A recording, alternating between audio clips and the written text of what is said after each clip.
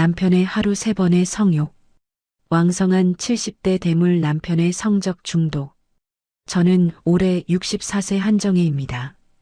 64살 저에겐 아직도 벅찬 나이입니다. 남편을 일찍 떠나보내고 홀로 살아온 지 벌써 10년이 넘었죠. 아이들은 다 시집장가 갔고 저는 그저 조용히 하루하루를 보내고 있었습니다.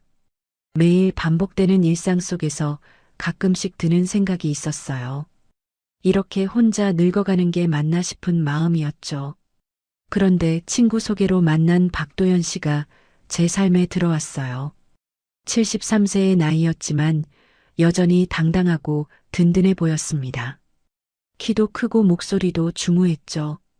정혜 씨, 이 꽃이 당신만큼 예쁘지 않네요. 첫 만남부터 이런 말을 자연스럽게 하시는 분이었어요. 얼굴이 화끈거렸던 기억이 납니다. 도연 씨는 정말 다정했습니다.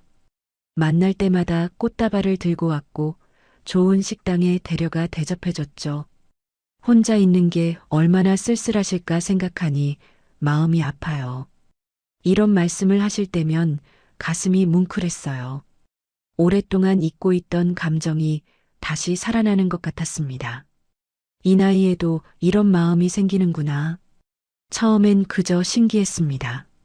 늦은 나이에 다시 설레는 마음을 느끼다니요. 도연 씨와 함께 있으면 시간이 금세 지나갔어요. 이야기도 잘 통했고 저를 배려해주는 모습이 고마웠죠. 문 앞까지 데려다주고 집에 잘 들어갔는지 전화도 해주고요.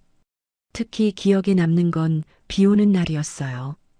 갑자기 소나기가 쏟아졌는데 도연 씨가 본인 옷을 벗어서 제 머리 위에 씌워주시더라고요. 정혜 씨가 감기라도 걸리면 어쩌나 걱정돼요. 그때 정말 가슴이 따뜻해졌습니다. 이런 배려를 받은 게 얼마만인지 모르겠더라고요. 그런 시간이 2달 정도 흘렀을까요? 어느 날 도연 씨가 진지한 표정으로 말했어요. 정혜 씨, 저와 결혼해 주시겠어요? 남은 인생을 함께 하고 싶습니다. 갑작스러운 청혼이었지만 마음 한편으론 이미 답을 정해두고 있었던 것 같아요. 혼자 사는 것에 익숙해졌다고 생각했는데 누군가와 함께 할 수 있다는 게 이렇게 소중하게 느껴질 줄 몰랐거든요. 좋습니다, 도연 씨. 제가 대답하자 도연 씨는 정말 기뻐했어요. 눈물까지 글썽이시더라고요. 고맙습니다. 정말 고마워요. 행복하게 만들어 드릴게요. 그 순간 저도 눈물이 났습니다. 혼자였던 긴 시간들이 이제 끝날 것 같았거든요. 누군가 옆에 있다는 것, 서로 의지할 수 있다는 것이 얼마나 소중한지 새삼 느꼈죠. 결혼 준비는 간소하게 했습니다. 나이가 나이인 만큼 화려한 것보다는 조용하고 따뜻한 분위기로 가족들만 모여서 하기로 했어요. 도연 씨는 제 의견을 모두 존중해 주셨습니다. 드레스 고르는 것부터 식장 선택까지 모든 걸 제 뜻대로 하라고 하시더라고요. 덕분에 준비 과정도 즐거웠습니다. 도연 씨의 집은 꽤 컸어요. 2층짜리 단독주택에 마당까지 있었죠. 이제 이곳이 우리 집이에요. 도연 씨가 자랑스럽게 말씀하시며 구석구석 안내해 주셨습니다. 방도 여러 개고 거실도 넓었어요. 제가 살던 원룸과는 비교도 안 되는 크기였죠. 결혼식 날 거울 속 제 모습을 보며 생각했어요. 이제 정말 새로운 시작이구나. 가슴이 두근거렸습니다. 설렘과 기대가 가득했죠. 도연 씨와 함께할 앞날이 어떨지 상상만 해도 따뜻했어요. 함께 아침을 먹고, 함께 산책하고, 함께 텔레비전을 보는 평범한 일상들이 그렇게 소중하게 느껴졌습니다. 정혜 씨, 아니 이제 내 아내. 행복하게 살아요. 도연 씨의 이 말이 제 귓가에 맴돌았습니다. 그렇게 저희는 부부가 되었어요.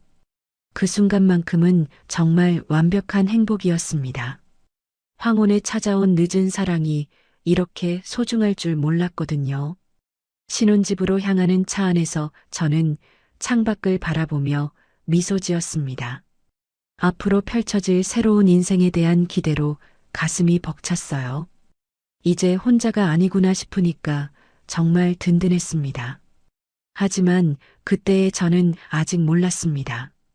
진짜 결혼 생활이 어떤 모습일지를 말이에요. 신혼 첫날 밤, 저는 떨리는 마음으로 새로운 집에 들어왔습니다. 도연이 제 손을 잡고 방으로 안내했어요. 그런데 뭔가 달랐습니다. 지금까지 보던 다정한 모습과는 다른 느낌이었죠. 눈빛이 이상하게 반짝이고 있었어요. 정혜야, 이제 우린 진짜 부부야. 도연의 목소리가 평소보다 낮고 거칠었습니다. 그리고 갑자기 저를 끌어안더라고요.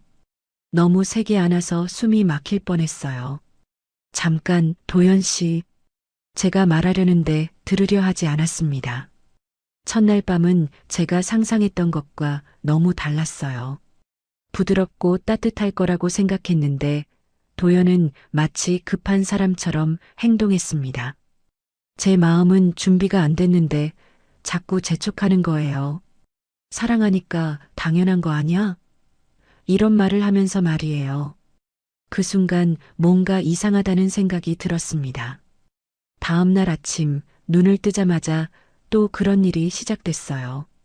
커피 한 잔도 마시기 전에 말입니다. 좋은 아침이야, 내 사랑. 달콤한 말과 함께 또다시 저를 끌어안았습니다. 저는 아직 잠에서 덜 깬 상태였는데 이해할 수가 없었어요. 도연 씨, 아침에는 제가 살며시 거절하려 했습니다. 그런데 도연 표정이 순식간에 변했어요. 웃고 있던 얼굴이 차갑게 굳어지더라고요. 뭐, 아침에는 안 된다고? 목소리 톤이 확 달라졌습니다. 무서울 정도로 날카로웠어요. 부부가 이런 것도 못해? 다른 여자들은 다 해주는데 당신만 특별해? 이런 말을 하는 도연을 보며 가슴이 철렁 내려앉았습니다. 이분이 정말 제가 아는 그분이 맞나 싶었어요. 어제까지만 해도 그렇게 다정했는데 말이에요. 마치 가면을 쓰고 있었던 것처럼 느껴졌습니다. 결국 그날도 도연 뜻대로 해야 했어요. 거절하면 화를 내니까 어쩔 수 없었습니다. 마음이 편하지 않았지만 신혼이니까 그럴 수 있지 하고 넘어갔어요. 아마 시간이 지나면 괜찮아질 거라고 생각했습니다. 하지만 그건 제 착각이었죠. 점심시간에도 마찬가지였어요. 식사를 마치고 설거지를 하고 있는데 뒤에서 갑자기 앉는 거예요. 정혜야, 점심 후 디저트는 어때? 이런 말을 하면서 자꾸 만지더라고요. 거실에서, 주방에서, 심지어 화장실 앞에서까지요. 집안 어디서도 편히 쉴 수가 없었습니다. 처음엔 애정 표현이라고 생각하려 했어요. 하지만 너무 자주, 너무 갑작스럽게 그러니까 점점 부담스러워졌습니다. 제가 설거지를 하고 있으면 뒤에서 몸을 밀착시키고 빨래를 널고 있으면 갑자기 끌어안고요. 하루 종일 긴장하고 살아야 했어요. 도연 씨, 잠깐만요. 지금은 제가 거절하려 하면 또 그 표정이 나타났어요. 차갑고 무서운 눈빛으로 저를 째려보는 거예요. 왜 자꾸 싫다고 해? 나이 들어서 그래. 이런 말까지 했습니다. 가슴이 너무 아팠어요. 나이 들었다는 말이 이렇게 상처가 될 줄 몰랐거든요. 도연은 제가 거절할 때마다 꼭 이런 식으로 말했어요. 다른 남편들은 바람피는데 나는 당신하고만 하겠다는데. 왜 그래? 부부 생활 거부하면 이혼 사유야. 알고 있어? 이런 협박 섞인 말들을 계속했습니다. 무서워서 더 이상 거절할 수가 없었어요. 밤이 되면 상황은 더 심해졌습니다. 저녁 식사가 끝나고 설거지까지 마치면 보통 9시쯤 됐는데 그때부터 도연은 계속 저를 쳐다보는 거예요. 마치 사냥감을 노리는 것처럼 말이에요. 텔레비전을 보다가도 갑자기 껴안고 책을 읽고 있어도 빼앗아 가고요. 오늘은 좀 피곤해서 제가 조심스럽게 말했을 때였어요. 도연이 갑자기 소리를 지르더라고요. 매일 피곤하다고 하면서 언제 할 거야? 부부 생활이 뭔지 몰라. 그 큰 목소리에 깜짝 놀랐습니다. 이웃집에서 들을까봐 걱정될 정도였어요. 일주일이 지나고 나니까 몸이 정말 힘들어졌어요. 아침에 일어나는 것부터가 고통이었습니다. 온몸이 쑤시고 아팠거든요. 하지만 아침에 눈을 뜨면 어김없이 도연이 제 옆에서 기다리고 있는 거예요. 그 눈빛을 보면 오늘도 또 그런 일들이 반복될 거라는 걸 알 수 있었어요. 점심때도 마찬가지고 밤에도 마찬가지였습니다. 하루에 3번씩이나 그런 일이 계속되니까 제 몸이 견딜 수가 없었어요. 나이가 있다 보니까 회복도 느렸고요. 하지만 도연은 제 상태는 전혀 신경 쓰지 않는 것 같았습니다. 사랑하면 이 정도는 당연한 거야. 젊은 사람들은 매일 하는데 우린 하루에 몇 번 안 하잖아. 이런 말을 하면서 계속 요구했어요. 제가 아프다고 해도 꾀병 부리지 말라고 하고 피곤하다고 해도 그럼 언제 할 거냐고 화를 냈습니다. 도연의 요구는 정말 기계적이었어요. 시간표라도 짜놓은 것처럼 정확했습니다. 아침 7시, 점심 1시, 밤 10시. 마치 약 먹는 시간처럼 정해져 있었어요. 제가 그 시간에 다른 일을 하고 있어도 상관없었습니다. 무조건 중단하고 따라와야 했죠. 한 번은 제가 친구에게 전화를 받고 있었는데도 신호를 보냈어요. 손으로 이리 오라는 손짓을 하면서 말이에요. 전화를 끊으라고 눈짓도 했습니다. 친구와의 대화를 중단하고 전화를 끊어야 했어요. 미안, 나중에 다시 걸게 하고 말이에요. 그렇게 한 달이 지났을 때쯤 저는 도연히 무서워지기 시작했습니다. 집안에서 발소리만 들려도 가슴이 두근거렸어요. 혹시 또 그런 일이 생기는 건 아닌가 싶어서 말이에요. 화장실에 가는 것도 조심스러워졌고 부엌에서 일하는 것도 불안했습니다. 도연은 제가 화장실에 너무 오래 있어도 문을 두드렸어요. 뭐 하고 있어? 왜 이렇게 오래 걸려? 하면서 말이에요. 심지어 목욕을 할 때도 중간에 들어와서 같이 하자고 했습니다. 정말 혼자만의 시간이라는 게 없었어요. 결혼한 지 2달쯤 지났을 때였어요. 집에서 계속 이런 일들이 반복되니까 저는 점점 집 밖으로 나가는 것도 두려워졌습니다. 하지만 생활용품을 사야 했고 도연도 함께 장 보러 나가자고 하더라고요. 처음엔 반가웠어요. 밖에 나가면 좀 나아질 거라고 생각했거든요. 마트에 도착해서 장바구니를 들고 쇼핑을 하고 있었습니다. 다른 사람들도 많고 밝은 곳이라 마음이 좀 편해졌어요. 도연도 평소처럼 자상하게 행동하는 것 같았고요. 역시 집에서만 그러는 건가 보다 싶어서 안도했습니다. 하지만 그건 착각이었어요. 세제 코너에서 일이 벌어졌습니다. 제가 세제를 고르고 있는데 도연이 갑자기 뒤에서 허리를 감싸는 거예요. 사람들이 보는 앞에서 말이에요. 도연 씨, 여기서는. 제가 당황해서 말하는데 귓가에 속삭이더라고요. 지금 내가 보고 싶어 미치겠어. 주위를 둘러보니 다른 손님들이 저희를 쳐다보고 있었어요. 얼굴이 화끈거렸습니다. 부끄러워서 어쩔 줄 몰랐어요. 도연 씨, 사람들이 봐요. 제가 말했는데 오히려 더 세게 안더라고요. 남편이 아내한테 애정 표현하는 게 뭐가 이상해? 그때 도연이 제 손목을 잡았어요. 너무 세게 잡아서 아플 정도였습니다. 잠깐 나와. 이런 말을 하면서 저를 끌고 가려는 거예요.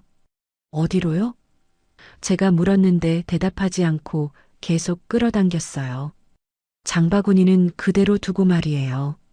주차장까지 끌려나갔습니다. 도연이 차 문을 열고 저를 밀어 넣으려 하더라고요. 도연 씨, 뭐 하는 거예요? 제가 저항했는데 힘으로는 당할 수가 없었어요. 결국 차 안에 들어가야 했습니다. 주차장에는 사람이 별로 없었지만 혹시 누가 볼까봐 무서웠어요. 여기서는 안 돼요. 집에 가서 제가 말하려는데 도연이 차 문을 잠그더라고요. 그리고 바로 저한테 달려들었습니다. 참을 수가 없어. 지금 당장 해야겠어. 이런 말을 하면서요. 차 안은 좁았고 밖에서 누가 볼 수도 있었는데 전혀 신경 쓰지 않았어요. 누가 와요. 여기서는 정말 안 돼요. 제가 간절히 말했는데 들으려 하지 않았습니다. 오히려 그럼 더 빨리 해 이런 말만 했어요. 정말 믿을 수가 없었습니다. 공공장소에서 이런 일을 하다니요. 차 유리가 투명해서 밖에서 보일 수도 있는데 말이에요. 그 일이 끝나고 나서 저는 정말 창피해서 어쩔 줄 몰랐어요. 다시 마트 안으로 들어가기도 부끄럽고 혹시 누가 봤을까봐 불안했습니다. 도연은 아무렇지도 않은 듯이 이제 장 보러 들어가자 하더라고요. 마치 방금 전 일이 당연한 것처럼 말이에요. 그날 집에 돌아와서 생각해 봤어요. 이게 정상인가 싶었습니다. 결혼 전에는 이런 모습을 전혀 보여주지 않았는데 결혼하고 나니까 완전히 다른 사람이 된 것 같았어요. 마치 가면을 벗어버린 것처럼요. 그리고 더 무서운 건 이런 일이 한 번만 일어난 게 아니라는 거였습니다. 며칠 후에는 병원에 갔을 때였어요. 제가 정기검진을 받는 날이었는데 도연이 함께 갔습니다. 대기실에서 기다리고 있는데 갑자기 제 무릎에 손을 올리더라고요. 그리고 자꾸 위로 올라오는 거예요. 도연 씨, 여기 사람 많아요. 제가 말했는데도 멈추지 않았어요. 화장실 가자. 도연이 갑자기 이런 말을 했습니다. 왜요? 제가 물었는데 눈빛만 봐도 알 수 있었어요. 또 그런 생각을 하고 있다는 걸 말이에요. 안 돼요. 여기는 병원이에요. 제가 거절했는데 표정이 차갑게 변하더라고요. 그럼 차에서 하자. 이런 말까지 했어요. 병원 주차장에서 말이에요. 정말 믿을 수가 없었습니다. 정말 안 돼요. 사람들이 다 봐요. 제가 강하게 거절하니까 화를 내기 시작했어요. 왜 자꾸 거절해? 남편한테 1억이야? 그때 간호사가 제 이름을 불렀어요. 진료 시간이 된 거였죠. 다행히 그 상황을 벗어날 수 있었습니다. 하지만 진료받는 동안에도 마음이 편하지 않았어요. 밖에서 도연이 기다리고 있다고 생각하니까 불안했거든요. 진료가 끝나고 나가면 또 무슨 일이 생길지 모르겠다는 생각이 들었어요. 집으로 돌아오는 길에도 마찬가지였습니다. 신호등에서 기다리고 있는데 갑자기 제 손을 잡고 자신의 몸에 대더라고요. 도연 씨, 운전 중이잖아요. 제가 놀라서 말했는데 괜찮아. 신호등이잖아. 이런 대답을 했어요. 정말 위험한 행동이었는데 전혀 신경 쓰지 않았습니다. 이제는 집 안에서도 상황이 더 심해졌어요. 전에는 아침, 점심, 저녁 정도였는데 이제는 시간을 가리지 않았습니다. 제가 청소를 하고 있으면 갑자기 뒤에서 안고 빨래를 개고 있으면 옆에 와서 만지고요. 심지어 제가 화장실에 있을 때도 문을 두드렸어요. 정혜야, 뭐 하고 있어? 너무 오래 있는 것 같은데. 이런 말을 하면서 계속 재촉했습니다. 정말 혼자만의 시간이 없었어요. 화장실도 편히 갈 수 없을 정도였으니까요. 목욕할 때도 마찬가지였습니다. 중간에 들어와서 같이 하자고 했어요. 도연의 그림자만 봐도 이제는 가슴이 뛰기 시작했습니다. 무서운 의미로 말이에요. 설렘이 아니라 공포였어요. 복도에서 발소리만 들려도 긴장했고 문 열리는 소리만 들어도 움츠러들었습니다. 이런 게 정상적인 부부 생활인지 의문이 들기 시작했어요. 어느 날 친구에게 전화가 왔을 때였습니다. 오랜만에 안부를 묻는 전화였는데 도연이 옆에서 자꾸 방해를 했어요. 손으로 이리 오라는 신호를 보내고 전화 끊으라는 눈짓을 했습니다. 미안, 나중에 다시 걸게. 결국 전화를 끊어야 했어요. 왜 전화를 끊었어? 친구가 나중에 다시 걸어와서 물어봤을 때 뭐라고 대답해야 할지 모르겠더라고요. 남편이 있어서 그랬어. 이런 말밖에 할 수 없었습니다. 하지만 친구는 이상하게 생각하는 것 같았어요. 남편이 있으면 전화 못해? 이런 반응이었거든요. 그때 깨달았어요.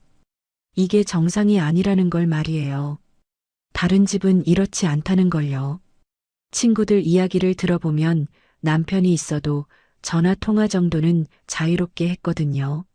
하지만 우리 집은 달랐어요. 도연이 모든 걸 통제하려고 했습니다. 밤에 잠들기 전에 생각했어요. 이건 사랑이 아니야. 사랑이라는 이름으로 포장된 소유욕이었습니다. 저를 하나의 물건처럼 대하는 것 같았어요. 언제든지 자신이 원할 때 사용할 수 있는 물건 말이에요. 이런 생각을 하니까 더 무서워졌습니다. 그리고 더 끔찍한 건 이제 집 밖에서도 이런 일들이 일상이 되어가고 있다는 거였어요. 마트에서, 병원에서, 차 안에서, 어디든 상관없었습니다. 도연에게는 장소가 중요하지 않았어요. 오직 자신의 욕구만 중요했을 뿐이죠. 저는 점점 더 작아져 가고 있었습니다. 무엇보다 힘든 건 도연의 변한 모습이었습니다. 연애할 때는 그렇게 배려심이 많았는데 결혼하고 나니까 완전히 다른 사람이 된 것 같았어요. 제 기분이나 상태는 전혀 고려하지 않고 본인 욕구만 채우려고 하는 거예요. 밤에 잠들기 전에 생각했습니다. 이게 정말 결혼 생활인가? 이게 사랑인가? 가슴이 답답하고 숨이 막히는 것 같았어요. 하지만 이제 와서 어떻게 할 수도 없었습니다. 이미 결혼을 했는데 말이에요. 그리고 더 무서운 건 이제 집 밖에서도 이런 일들이 시작된다는 걸 아직 몰랐다는 거였어요. 결혼한 지 석 달이 지나면서 저는 집 안 곳곳을 자세히 둘러볼 여유가 생겼어요. 아니, 정확히 말하면 도연의 눈을 피해 숨을 곳을 찾다가 이상한 것들을 발견하게 된 거였습니다. 처음에는 별것 아니라고 생각했는데 점점 그 조각들이 모여서 무서운 그림을 그리기 시작했어요. 어느 날 오후 도연이 외출한 사이에 욕실 청소를 하고 있었습니다. 평소보다 꼼꼼히 하려고 거울 뒤쪽까지 닦고 있었는데 거기서 이상한 걸 발견했어요. 붉은 립스틱 자국이 거울 모서리에 묻어 있었습니다. 오래된 것 같았지만 완전히 지워지지는 않은 상태였어요. 처음엔 제가 묻힌 건가 싶었는데 아니었어요. 저는 그런 진한 빨간색 립스틱을 쓰지 않거든요. 게다가 그 높이는 저보다 훨씬 높은 곳이었습니다. 키가 큰 사람이 거울에 입술을 댄 것 같았어요. 전부인 것일까? 하는 생각이 스쳤지만 금세 머리에서 지웠어요. 별일 아닐 거라고 생각했거든요. 며칠 후에는 옷장을 정리하다가 또 이상한 걸 발견했습니다. 도연 옷 사이에서 긴 머리카락이 나온 거예요. 검은색이고 허리까지 내려올 정도로 긴 머리카락이었습니다. 저는 단발이라 제 것이 아니라는 걸 바로 알 수 있었어요. 그것도 한 가닥이 아니라 여러 가닥이었습니다. 도연 씨, 이게 뭐예요? 저녁에 도연이 들어왔을 때 물어봤어요. 그런데 도연 표정이 순간적으로 굳어지더라고요. 뭔 얘기야? 옷장에서 긴 머리카락이 나왔어요. 제가 말하니까 그건 청소할 때 못 찾은 거겠지. 신경 쓰지 마 이런 식으로 대답했습니다. 하지만 뭔가 이상했어요. 도연의 반응이 너무 어색했거든요. 평소 같으면 그런 것도 신경 써? 하면서 웃어넘겼을 텐데 그날은 얼굴이 굳어서 불편해 보였어요. 그리고 급하게 화제를 바꾸려고 했습니다. 배고프네. 저녁 뭐 해 먹지? 이런 식으로 말이에요. 그날 밤부터 저는 집안을 더 자세히 살펴보기 시작했어요. 도연이 잠든 사이에 말이에요. 그러다가 또 이상한 걸 발견했습니다. 침실 서랍장 뒤편에 작은 귀걸이가 떨어져 있었어요. 진주 귀걸이였는데 제 것이 아니었습니다. 저는 진주 귀걸이를 좋아하지 않거든요. 김 기사가 오는 날이었어요. 도연이 일주일에 2번씩 김 기사를 불러서 차를 관리하게 했습니다. 평소에는 별로 대화하지 않았는데 그날은 뭔가 물어보고 싶었어요. 김 기사는 도연과 오래 일한 사람이니까 전 부인에 대해서도 알 거라고 생각했거든요. 김 기사님, 궁금한 게 있어요. 제가 조심스럽게 말을 꺼냈습니다.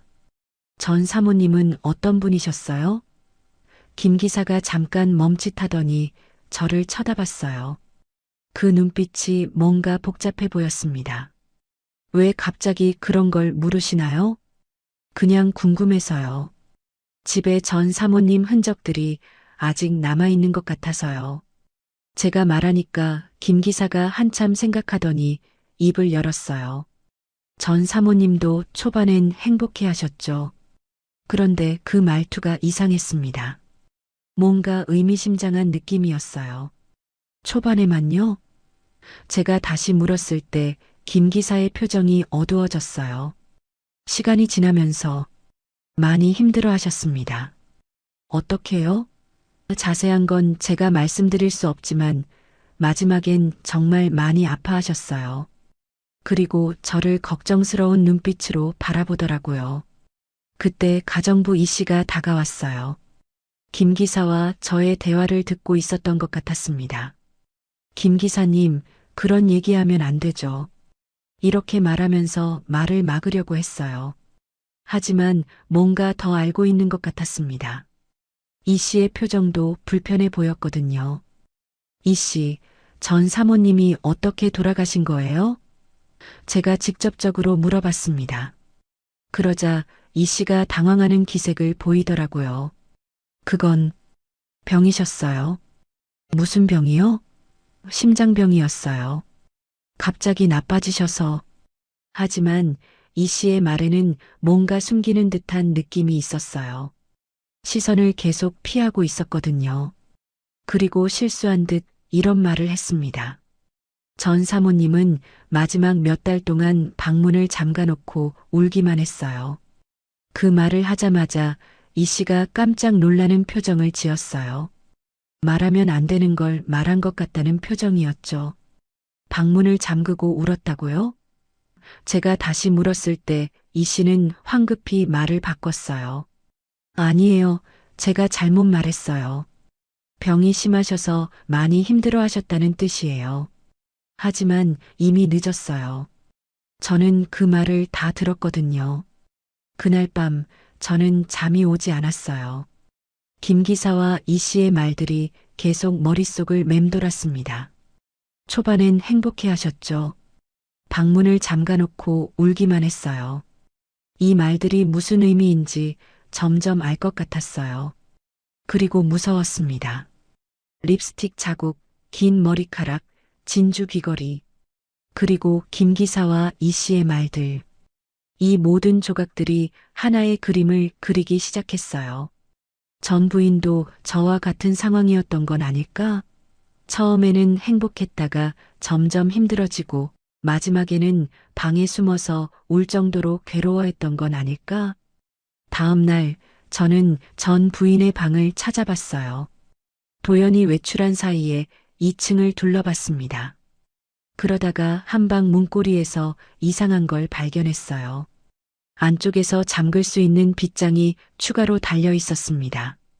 원래 있던 잠금 장치 말고 따로 설치한 것 같았어요. 그 방 안으로 들어가 봤습니다.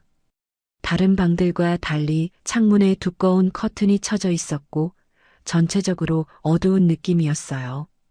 그리고 벽에 희미한 손톱 자국 같은 게 보였습니다. 마치 누군가 벽을 긁은 것 같은 자국들이었어요. 침대 옆 서랍을 열어봤는데 그 안에서 작은 수첩을 발견했어요. 전 부인이 쓴 것 같았는데 글씨가 떨리고 있었습니다. 더 이상 견딜 수 없어. 왜 이렇게 됐을까? 도망치고 싶어. 이런 글들이 적혀 있었어요.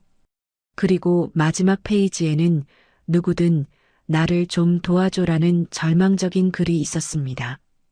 그 순간 모든 퍼즐이 맞춰졌어요. 전 부인도 저와 똑같은 일을 겪었던 거였습니다.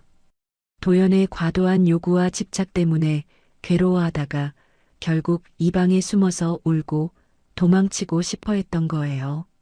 그리고 마지막에는 심장병이라고 했지만 정말 병 때문이었을까요? 수첩을 다시 제자리에 놓고 방을 나왔어요. 다리가 후들거렸습니다. 제가 지금 겪고 있는 일들이 전 부인에게도 똑같이 일어났었다니요. 그리고 그 끝이 어떻게 됐는지 생각하니까 더 무서워졌어요. 저도 그렇게 되는 건 아닐까 하는 두려움이 엄습했습니다. 전 부인의 수첩을 발견한 후 며칠 동안 저는 제대로 잠을 잘 수가 없었어요. 밤에 누우면 자꾸 그 글귀들이 떠올랐습니다. 더 이상 견딜 수 없어. 도망치고 싶어. 그리고 무엇보다 누구든 나를 좀 도와줘라는 마지막 글이 가슴을 찔렀어요. 저도 지금 똑같은 마음이었거든요. 심장이 자꾸 이상하게 뛰기 시작했습니다. 갑자기 빨라졌다가 느려졌다가 하는 거예요. 처음엔 스트레스 때문이겠거니 했는데 점점 심해졌어요. 가슴이 답답하고 숨쉬기도 힘들었습니다. 특히 도연이 저를 부를 때마다 심장이 세게 뛰었어요. 무서운 의미로 말이에요. 정혜야, 이리 와. 이 목소리만 들어도 온몸이 경직됐습니다. 심장은 마구 뛰고 손은 떨리고 다리에 힘이 빠졌어요. 몸이 제 의지대로 움직이지 않는 것 같았습니다. 마치 조종당하는 인형이 된 기분이었죠. 도연이 원하는 대로 움직여야 하는 인형 말이에요. 어느 날 아침 일어나려는데 가슴이 너무 아팠어요. 마치 누군가 가슴을 짓누르는 것 같았습니다. 숨을 쉬려고 해도 공기가 들어오지 않는 것 같았어요. 도연 씨, 병원에 가야 할 것 같아요. 제가 말했는데 도연은 평소처럼 저를 안으려고 했어요. 먼저 이거부터 하자. 도연이 말했지만 저는 정말 숨이 막혀서 어쩔 수 없었어요. 정말 아파요. 숨이 안 쉬어져요. 제가 간절히 말하니까 그제야 심각하게 받아들이더라고요. 그럼 병원 가자. 하지만 그 말투에서도 짜증이 묻어났어요. 병원에 도착해서 검사를 받았습니다. 심전도, 심장 초음파, 혈액 검사까지 다 했어요. 결과를 기다리는 동안 가슴이 계속 두근거렸어요. 혹시 정말 큰 병이 있는 건 아닐까 하는 걱정도 있었지만 한편으로는 뭔가 확실한 이유가 있었으면 좋겠다는 생각도 들었어요. 의사 선생님이 심각한 표정으로 결과를 설명해 주었습니다. 부정맥이 있고 심장에 부담이 많이 가고 있는 상태입니다. 스트레스성일 가능성이 높아요. 지금 상태로는 심장 압박 위험이 있습니다. 절대 스트레스를 받으면 안 되고 충분한 휴식이 필요해요. 스트레스 요인을 찾아서 제거하는 게 가장 중요합니다. 특히 신체적, 정신적 부담을 주는 일들은 당분간 피하셔야 해요. 의사 선생님의 말을 들으니까 마음 한편으론 안도됐어요. 이제 도연에게 거절할 명분이 생긴 거잖아요. 의사가 하지 말라고 했다고 말할 수 있으니까요. 집으로 돌아오는 길에 저는 용기를 내서 말했어요. 도연 씨, 의사 선생님이 스트레스 받으면 안 된다고 했어요. 당분간은. 말을 끝내기도 전에 도연이 끊어버렸습니다. 의사가 내 마음까지 알아? 이런 말을 하면서 화를 내더라고요. 그건 의사가 우리 사정을 모르고 하는 소리야. 부부 생활이 스트레스라니 말이 돼? 도연의 목소리가 점점 커졌어요. 다른 사람들은 다 하고 사는데 왜 너만 특별해? 의사 말만 믿고 남편을 무시하려고 해? 정말 억울하다는 표정으로 말하더라고요. 그날 밤부터 상황은 더 악화됐습니다. 도연은 의사의 말을 완전히 무시했어요. 병원에서 뭐라고 하든 우리는 부부야. 부부의 의무가 있어. 이런 말을 하면서 전혀 봐주지 않았습니다. 오히려 전보다 더 거칠게 대했어요. 마치 저를 벌주려는 것처럼요. 아파요. 정말 아파요. 제가 울면서 말해도 소용없었어요. 꾀병 부리지 마. 병원에서 죽는다고 했어? 그냥 조심하라는 거잖아. 이런 식으로 제 고통을 무시했습니다. 그리고 더 무서운 건 의사 말 듣고 거절하면 다른 여자한테 가야지 이런 협박까지 했어요. 밤에 잠들려고 누우면 가위가 눌렸어요. 숨이 막히고 움직일 수가 없었습니다. 마치 누군가 제 몸 위에 올라타서 누르고 있는 것 같았어요. 깨어나면 온몸이 땀으로 젖어 있었고 심장은 터질 것처럼 뛰고 있었죠. 그런 밤이 계속 반복됐어요. 가위 눌림이 있는 날이면 꿈도 무서웠습니다. 도연이 거대한 그림자가 되어서 저를 쫓아오는 꿈 숨을 곳이 없어서 계속 도망치는 꿈들이었어요. 깨어나서도 한참 동안 현실과 꿈을 구분할 수가 없었습니다. 꿈이 현실보다 나을 때도 있었거든요. 울음도 참아야 했어요. 소리내서 울면 도연이 들을까봐 무서웠습니다. 왜 울어? 뭐가 그렇게 불만이야? 이런 말을 들을까봐요. 그래서 이불을 뒤집어 쓰고 소리 없이 울었어요. 눈물을 흘리는 것조차 조심스러워졌습니다. 이런 제 모습이 너무 초라하고 슬펐어요. 몸무게도 급격히 줄어들었어요. 먹는 것도 제대로 못 먹겠고 소화도 안 됐거든요. 거울을 보면 완전히 다른 사람이 된 것 같았습니다. 볼이 쏙 들어가고 눈은 항상 충혈돼 있고 피부도 거칠어졌어요. 예전의 제 모습을 찾을 수가 없었어요. 도연은 제 변화를 보고도 전혀 신경 쓰지 않았어요. 오히려 살이 빠져서 더 예뻐졌네 이런 말까지 했습니다. 제가 고통스러워하는 걸 보고도 아무렇지 않다는 듯이 행동했어요. 마치 저를 사람이 아닌 물건으로 보는 것 같았습니다. 어느 날 거울 앞에 서서 생각했어요. 이게 나인가? 거울 속의 제 모습은 완전히 망가져 있었습니다. 몸도 마음도 정신도 모든 게 무너져 내리고 있었어요. 도연에게 조금씩 잠식당해서 이제는 제가 누군지도 모르겠더라고요. 그때 문득 전 부인이 떠올랐어요. 그분도 이런 과정을 겪었을까요? 처음에는 저처럼 참다가 점점 무너져가고 마지막에는 방에 숨어서 울기만 했던 건 아닐까요? 그리고 결국에는 심장이 견디지 못해서 돌아가신 건 아닐까요? 나도 그렇게 되는 건 아닐까? 이런 생각이 들면서 더 무서워졌어요. 의사는 스트레스를 피하라고 했는데 제 인생 자체가 스트레스였습니다. 도연과 함께 있는 모든 순간이 고통이었어요. 숨 쉬는 것조차 힘든 상황에서 어떻게 스트레스를 피할 수 있을까요? 밤에 도연이 잠든 사이에 화장실에 가서 거울을 봤어요. 그리고 속으로 말했습니다. 이대로 죽을 순 없어. 뭔가 해야 돼. 하지만 구체적으로 뭘 해야 할지는 막막했어요. 도망칠 곳도 없고 도와줄 사람도 없었거든요. 그저 하루하루를 버티는 것만으로도 벅찼습니다. 그래도 한 가지 확실한 건 있었어요. 이대로는 정말 죽을 수도 있다는 것이었습니다. 전 부인처럼 말이에요. 그리고 그건 절대 원하지 않았어요. 아직 포기하기에는 너무 이른 나이였거든요. 무엇보다 이런 식으로 죽고 싶지 않았습니다. 의사의 경고를 받은 후에도 도연의 요구는 전혀 줄어들지 않았어요. 오히려 더 심해졌습니다. 마치 저를 시험하는 것 같았어요. 의사 말을 듣고 거절할 건지 아니면 여전히 자신의 말을 들을 건지 확인하려는 것 같았거든요. 그리고 저는 계속 무너져가고 있었습니다. 그날도 평소와 같은 하루였어요. 아침에 눈 뜨자마자 시작됐고 점심 후에도 똑같은 일이 반복됐습니다. 제가 오늘은 정말 몸이 안 좋아요라고 말해도 도연은 들으려 하지 않았어요. 또 핑계야? 매일 아프다고 하면서 언제까지 이럴 거야? 이런 말만 돌아왔습니다. 저녁 식사를 마치고 설거지를 하고 있었어요.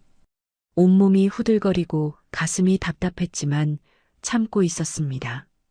그런데 도연이 뒤에서 갑자기 안더라고요. 설거지는 나중에 해. 지금 시간이야. 저는 정말 힘들어서 고개를 저었어요. 도연 씨, 정말 오늘은 안 돼요. 그러자 도연의 얼굴이 순식간에 일그러졌습니다. 안 된다는 게 뭐야? 부부가 안 된다는 게 있어? 목소리가 점점 커졌어요. 의사가 뭐라고 했든 그건 핑계야. 다른 여자들은 아파도 남편 챙기는데 너만 유별나게 굴어? 정말 아파요. 심장이 너무 아프다고요. 제가 울면서 말했는데 도연은 전혀 동정하지 않았어요. 그럼 빨리 하자. 오래 하면 더 아플 테니까. 이런 말을 하면서 강제로 끌고 가려 했습니다. 저는 필사적으로 저항했어요. 안 돼요. 정말 안 돼요. 제가 소리치면서 도연의 손을 뿌리쳤어요. 그런데 그 순간 도연의 얼굴이 무서울 정도로 변했습니다. 이전에 본 적 없는 표정이었어요. 눈에 분노가 가득했고 마치 저를 해칠 것처럼 보였습니다. 감히 나한테 대들어? 도연이 저를 거칠게 잡아 끌었어요. 손목이 아플 정도로 세게 잡았습니다. 내가 누군지 알아? 내 남편이야. 남편 말을 거역하려고 해? 그리고 강제로 거실로 끌고 갔어요. 저는 온 힘을 다해 저항했지만 힘으로는 당할 수가 없었어요. 거실 소파에 밀어 넣어지면서 저는 더 이상 견딜 수 없다는 걸 깨달았어요. 가슴이 너무 아팠고 숨을 쉴 수가 없었습니다. 온몸이 떨리고 있었어요. 제발, 제발 그만해요.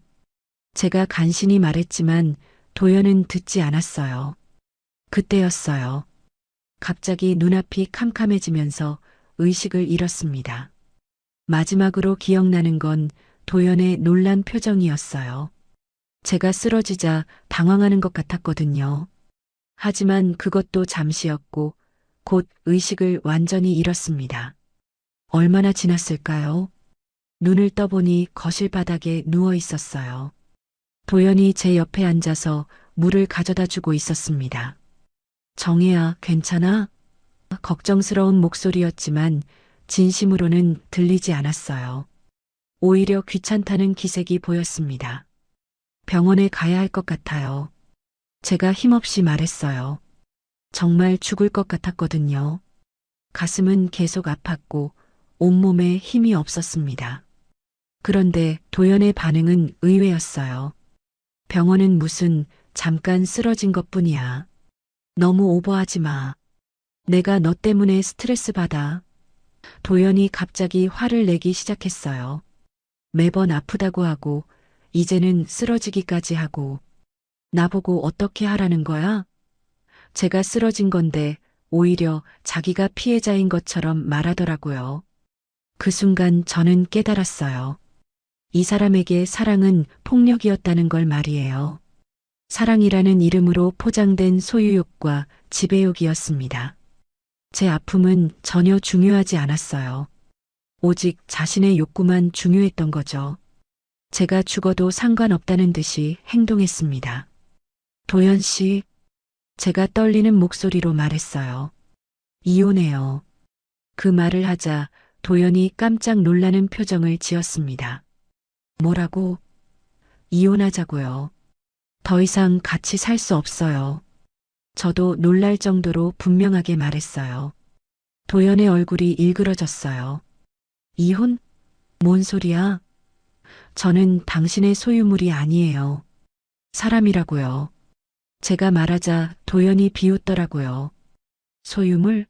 너 지금 무슨 말을 하는 거야? 난 사랑해서 그런 건데?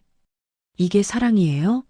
저를 아프게 하고 무시하고 강요하는 게 사랑이라고요? 제가 목소리를 높였어요. 평생 처음으로 도연에게 소리를 지른 거였습니다. 진짜 사랑은 상대방을 배려하는 거예요. 아프면 걱정해주고 싫다고 하면 멈춰주는 거라고요. 도연이 일어나서 저를 내려다봤어요. 그 눈빛이 정말 무서웠습니다. 너 지금 나한테 강의하는 거야? 이혼은 절대 안 돼. 넌 내 거야. 내가 허락하지 않으면 어디 못 가. 이런 말을 하면서 위협하는 것 같았어요. 제가 당신 소유물이 아니라고 했잖아요. 제가 다시 소리쳤어요. 법적으로 이혼할 수 있어요. 당신이 원하든 원하지 않든. 그러자 도연이 갑자기 무릎을 꿇고 제 앞에 앉더라고요. 그리고 갑자기 말투가 바뀌었어요. 정혜야, 미안해. 내가 너무 사랑해서 그랬어. 급하게 사과하는 목소리였어요. 앞으로 조심할게. 병원에서 말한 것도 지킬게. 하지만 저는 더 이상 속을 수 없었어요. 이미 늦었거든요. 이런 말을 몇 번이나 들었는지 모르겠어요. 늦었어요. 이미 늦었다고요. 제가 고개를 저었어요. 전 부인도 이런 식으로 괴롭히다가 죽게 만드신 거죠? 이 말을 하자 도연의 얼굴이 굳어졌어요. 뭔 소리야? 저도 알아요. 전 부인이 왜 방에 숨어서 울었는지, 왜 심장병으로 돌아가셨는지. 도연이 벌떡 일어났어요. 누가 그런 헛소리를 했어? 김 기사? 아니면 가정부? 화가 난 표정이었지만 동시에 당황한 기색도 보였어요. 제가 진실을 알고 있다는 걸 깨달은 것 같았거든요. 누가 말했든 상관없어요. 중요한 건 제가 이제 알았다는 거예요. 제가 일어서면서 말했어요. 전 부인처럼 죽고 싶지 않아요. 그래서 이혼하는 거예요. 다리가 후들거렸지만 굳건하게 서 있으려고 노력했어요. 이혼은 꿈도 꾸지 마. 도연이 차갑게 말했어요. 내가 살아있는 한 절대 안 돼. 넌 평생 내 여자야. 그리고 문 쪽으로 가더니 열쇠로 문을 잠그는 소리가 났어요. 어디 가지 마. 내일 아침에 다시 얘기하자. 그날 밤 저는 정말로 도망쳐야겠다고 결심했어요. 이대로 있다가는 정말 죽을 것 같았거든요. 전 부인처럼 말이에요. 도연은 절대 변하지 않을 거였어요. 말로는 사과하고 조심하겠다고 하지만 결국에는 똑같은 일이 반복될 거였습니다. 이혼을 선언한 다음 날 도연이 외출한 틈을 타서 저는 탈출을 시도했어요. 문이 잠겨 있었지만 베란다 쪽으로 나갈 수 있었습니다. 다행히 1층이라 뛰어내릴 수 있었어요. 가지고 나올 것은 지갑과 핸드폰뿐이었습니다. 옷도 제대로 챙기지 못했어요. 그냥 도망치는 게 우선이었거든요. 마을버스 정류장까지 뛰어갔어요. 숨이 차고 다리가 후들거렸지만 멈출 수 없었습니다. 혹시 도연이 돌아올까봐 무서웠거든요. 버스가 오기까지 기다리는 시간이 너무 길게 느껴졌어요. 주위를 계속 둘러보면서 도연의 차가 나타나지 않을까 불안해했습니다. 버스에 올라타고 나서야 조금 안심됐어요. 이제 자유야 싶었습니다. 친구 집에라도 가서 며칠 있으면서 이혼 절차를 준비하자고 생각했어요. 하지만 그 생각도 잠시였습니다. 핸드폰이 울리기 시작했거든요. 도연에게서 온 전화였어요. 처음에는 받지 않았어요. 하지만 계속 울리니까 다른 승객들이 쳐다보더라고요. 할 수 없이 받았습니다. 어디야? 도연의 목소리가 차가웠어요. 집에 없는데? 저는 당장 집으로 돌아와. 그리고 전화를 끊어버렸습니다. 어떻게 제가 집에 없다는 걸 알았을까요? 혹시 집에 일찍 돌아온 건가 싶어서 무서웠어요. 이미 저를 찾고 있을지도 모르겠다는 생각이 들었습니다. 버스에서 내려서 다른 버스로 갈아탔어요.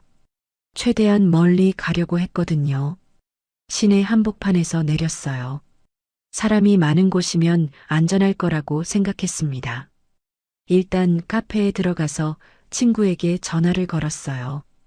미영아, 나 좀 도와줄 수 있어? 무슨 일이야? 남편이랑 문제가 생겼어. 며칠만 있을 곳이 필요해. 미영이는 흔쾌히 그러라고 했어요. 주소를 알려주면서 빨리 오라고 했습니다. 하지만 카페에서 나오는 순간 심장이 멎는 줄 알았어요. 도연의 차가 길 건너편에 서 있었거든요. 도연이 저를 찾아낸 거였어요. 도연과 눈이 마주쳤어요. 그리고 도연이 차에서 내리면서 저를 향해 걸어오기 시작했습니다. 표정이 무섭게 일그러져 있었어요. 저는 반대 방향으로 뛰기 시작했어요. 사람들 사이를 헤치며 필사적으로 도망쳤습니다. 정혜야, 도연이 뒤에서 소리치는 게 들렸어요. 하지만 멈출 수 없었습니다. 뛰고 또 뛰었어요. 하지만 도연이 더 빨랐어요. 골목길로 들어선 순간 뒤에서 손목을 잡히고 말았습니다. 어디 가는 거야? 손목이 너무 아팠어요. 도연이 악력으로 잡고 있어서 피가 안 통하는 것 같았습니다. 아파요. 놔주세요. 제가 소리쳤는데 도연은 더 세게 잡았어요. 집으로 가자. 말 안 듣고 왜 이래? 목소리에 분노가 가득했어요. 싫어요. 안 가요. 제가 저항하니까 도연이 다른 손으로 제 팔을 붙잡았어요. 양쪽 팔을 다 잡힌 상태가 됐습니다. 조용히 해. 사람들이 봐. 하지만 저는 더 큰 소리로 외쳤어요.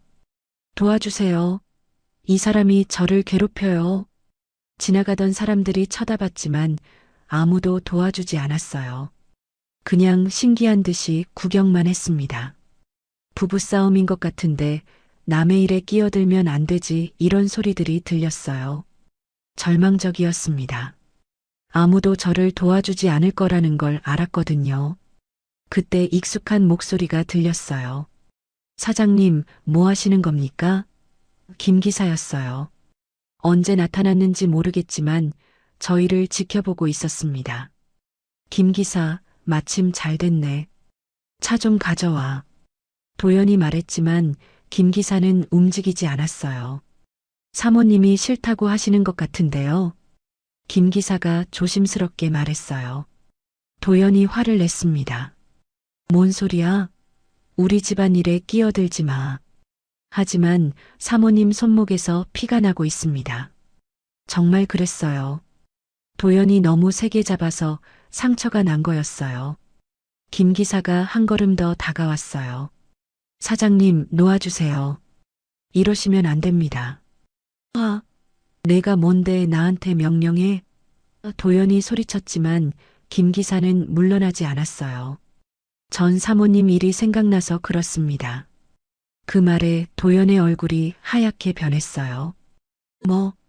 전 사모님도 마지막에 이렇게 도망치려고 하셨어요. 하지만 실패했죠. 그리고 얼마 후에 김 기사가 말을 끝내지 못했지만 무슨 의미인지 알 수 있었어요. 입 닥쳐. 도연이 소리치면서 김 기사에게 달려들려고 했어요. 그 순간 김 기사가 저를 끌어당겼습니다. 사모님, 빨리 가세요. 저는 김 기사가 시키는 대로 뛰기 시작했어요. 뒤에서 도연과 김 기사가 몸싸움을 하는 소리가 들렸습니다. 골목을 빠져나와서 큰 길로 나왔어요. 택시를 잡아타고 경찰서로 가달라고 했습니다. 손목은 여전히 아팠고 멍이 들어 있었어요. 택시 기사가 어디서 다치셨어요? 라고 물어봤지만 대답할 힘이 없었어요. 경찰서에서 신고를 했어요. 가정폭력이라고 했습니다. 처음에는 경찰도 부부싸움 아니에요? 라고 물어봤지만 손목의 상처를 보고는 진지하게 받아들였어요. 일단 안전한 곳으로 피해야겠어요. 라고 말해주더라고요. 여성보호시설로 연결해줬어요. 거기서 며칠 있으면서 법적 절차를 준비할 수 있다고 했습니다. 처음 가보는 곳이었지만 안전하다는 생각이 들었어요. 도연이 여기까지는 찾아오지 못할 거라고 생각했거든요. 보호시설 상담사와 이야기를 나눴어요. 제가 겪은 일들을 차근차근 얘기했습니다. 들으면서 상담사가 심한 경우네요 라고 말하더라고요. 이혼뿐만 아니라 손해배상도 청구할 수 있어요. 그리고 법적 지원을 받을 수 있다고 알려줬습니다. 이틀 후에 이혼 조정 신청을 했어요. 동시에 접근금지 명령도 신청했습니다. 도연이 저를 못 만나게 하는 법적 조치였어요. 서류를 작성하면서 지난 몇 달을 되돌아봤어요. 정말 악몽 같은 시간이었다는 생각이 들었습니다. 그런데 며칠 후 보호시설 앞에 도연이 나타났어요. 직접 들어올 수는 없었지만 밖에서 소리를 지르고 있었습니다. 정혜야, 나와. 집으로 가자. 돌아와.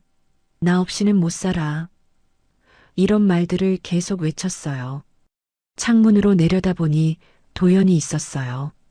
그런데 이상했어요. 예전 같으면 무섭게 느껴졌을 텐데 그때는 달랐습니다. 그냥 한심해 보였어요. 저를 괴롭히고 아프게 했던 그 사람이 이제는 불쌍해 보이기까지 했습니다. 내가 뭘 잘못했어? 사랑했는데.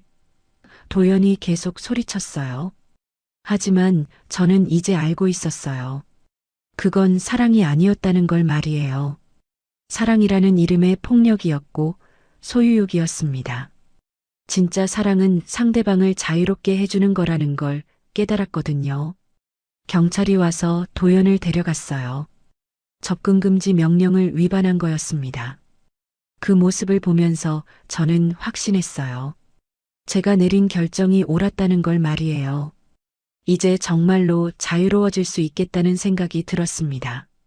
이혼이 확정되고 나서 저는 새로운 삶을 시작할 수 있었어요. 하지만 몸과 마음의 상처는 쉽게 낫지 않았습니다. 보호시설에서 나와 작은 원룸을 얻었는데 처음에는 혼자 있는 게 너무 무서웠어요. 도연이 갑자기 나타날 것 같아서 밤에 잠을 제대로 잘 수가 없었거든요. 심장 상태도 여전히 좋지 않았어요. 병원에서 정밀 검사를 받아보니 부정맥이 심해졌고 심장에 무리가 많이 간 상태였습니다. 의사는 약물 치료와 함께 스트레스 관리가 중요하다고 했어요. 이제는 편안하게 사세요. 몸이 회복할 시간을 주시고요. 매일 심장약을 먹으면서 천천히 회복해 나갔어요. 처음에는 계단을 조금만 올라가도 숨이 찼는데 점점 나아졌습니다. 무엇보다 스트레스가 없어지니까 몸이 편해지더라고요. 더 이상 누군가의 눈치를 보며 살지 않아도 되니까 마음도 한결 가벼워졌어요. 심리 상담도 받기 시작했어요. 처음에는 낯선 사람한테 제 이야기를 하는 게 어색했습니다. 하지만 상담사가 당신이 겪은 일은 절대 당신 잘못이 아니에요라고 말해줬을 때 눈물이 나더라고요. 그동안 스스로를 탓하며 살았다는 걸 깨달았거든요. 가정폭력은 사랑이 아닙니다. 상대방을 통제하고 소유하려는 욕구예요. 상담사의 말을 들으며 저는 점점 제 경험을 객관적으로 볼 수 있게 됐어요. 도연의 행동들이 얼마나 비정상적이었는지, 제가 얼마나 위험한 상황에 있었는지 명확해졌습니다. 몇 달 동안 상담을 받으면서 제 안에 쌓여있던 분노와 슬픔을 조금씩 풀어냈어요. 울고 싶을 때는 마음껏 울었고 화가 날 때는 베개를 치며 감정을 표현했습니다. 그렇게 억눌려 있던 감정들을 해소하니까 마음이 한결 편해졌어요. 어느 날 상담사가 제안했어요. 정혜 씨, 동료 상담사 교육 프로그램에 참여해 보시는 게 어떨까요? 저 같은 경험을 한 분들을 돕는 일이에요. 물론 아직 회복 중이시니까 무리하지 마시고 준비되면 천천히 시작하세요. 처음에는 자신이 없었어요. 제가 아직 완전히 회복되지도 않았는데 다른 사람을 도울 수 있을까 싶었거든요. 하지만 생각해보니 제가 겪은 경험이 누군가에게는 도움이 될 수도 있겠다는 생각이 들었어요. 그래서 교육을 받아보기로 했습니다. 동료 상담사 교육은 생각보다 체계적이었어요. 가정폭력의 유형, 피해자 심리, 상담 기법 등을 배웠습니다. 교육을 받으면서 제가 경험한 일들이 얼마나 전형적인 가정폭력 패턴이었는지 알게 됐어요. 저만 특별히 불운했던 게 아니라는 걸 깨달았죠. 함께 교육받는 사람들 중에는 저와 비슷한 경험을 한 분들이 많았어요. 나이도 다르고 상황도 달랐지만 모두 비슷한 아픔을 겪었던 분들이었습니다. 서로의 이야기를 나누면서 나만 그런 게 아니었구나 하는 위로를 받았어요. 교육을 마치고 나서 본격적으로 상담 활동을 시작했어요. 처음 맡은 분은 40대 중반의 여성이었는데 남편의 경제적 통제와 정서적 학대에 시달리고 계셨어요. 제 이야기를 들으신 후 저만 그런 줄 알았는데 비슷한 분이 계시다니 위로가 되오라고 하시더라고요. 상담을 하면서 깨달은 건 많은 분들이 저처럼 이게 사랑인가 하고 혼란스러워 한다는 거였어요. 가해자들은 모두 사랑한다는 말을 하면서 폭력을 정당화했거든요.